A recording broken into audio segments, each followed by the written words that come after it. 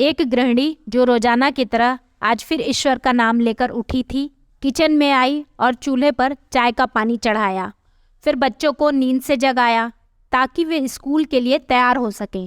कुछ ही देर में वो अपने सास ससुर को चाय देकर आई। फिर बच्चों का नाश्ता तैयार किया और इसी बीच उसने बच्चों को ड्रेस भी पहनाई। फिर बच्चों को नाश्ता कराया। पति के लिए दोपहर का टिफिन बनाना भी जरूरी था।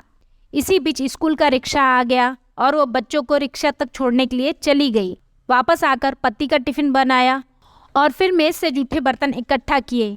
इसी बीच पति देव की आवाज़ आई कि मेरे कपड़े निकाल दो।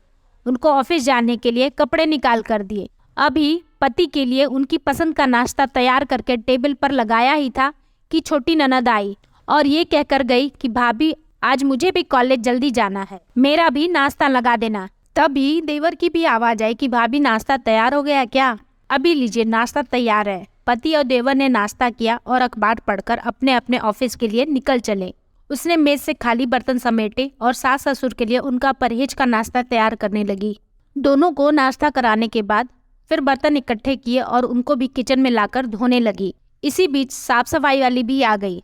उसने बर्तन का काम सफाई वाली को सौंपकर खुद बेड की चादरें वगैरह इकट्ठा करने पहुंच गई और फिर साफ सफाई वाली के साथ मिलकर सफाई में जुट गई। अब तक 11 बज चुके थे। अभी वो पूरी तरह काम समेट भी नहीं पाई थी कि दरवाजे पे बेल बजी।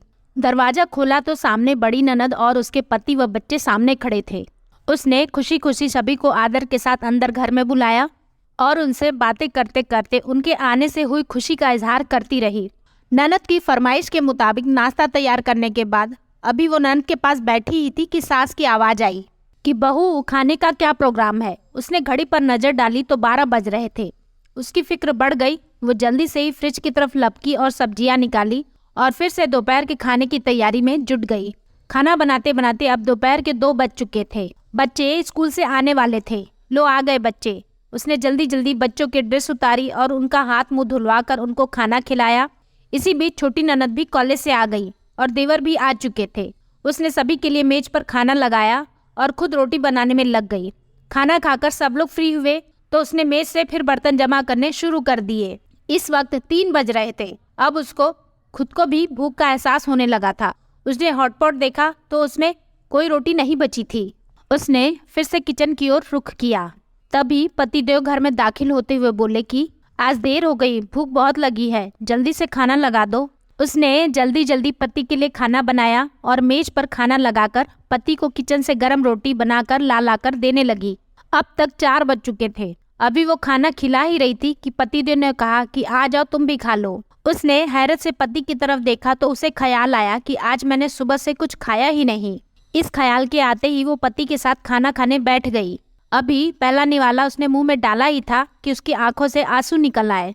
पतिदेव ने उसके आंसू देखे तो फौरन पूछा कि तुम क्यों रो रही हो। वो खामोश रही और सोचने लगी कि इन्हें कैसे बताऊं कि ससुराल में कितनी मेहनत के बाद ये रोटी का निवाला नसीब होता है और लोग इसे मुफ्त की रोटी कहते हैं।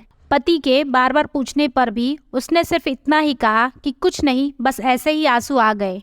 पति मुस्कुराया और बोले कि तुम औरतें भी बड़ी बेवकूफ़ होती हो, बिना वजह रोना शुरू कर देती हो। आप इसे जरूर पढ़ें और शेयर करें अगर आपको भी लगता है कि गृहिणी मुफ्त की रोटियां तोड़ती हैं।